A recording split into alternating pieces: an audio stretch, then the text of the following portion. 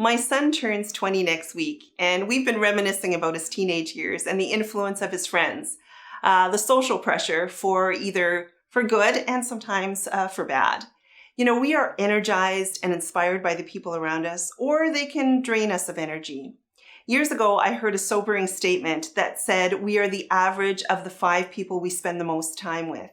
And that comment really stopped me and spurred me to reevaluate the people I spend time with.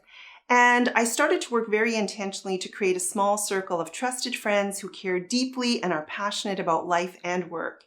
When we're together, we talk about what excites us, what challenges we face, and how we organize ourselves. We talk about a wide variety of things, and each one brings something really unique to our time.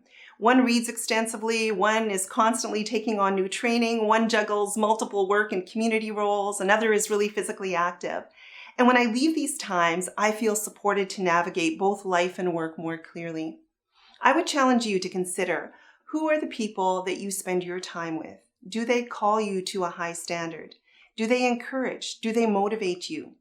We all need support, and the people around us are one of the best ways to generate positive energy that inspires us to be better. If you have a question or topic you'd like us to consider, please let us know.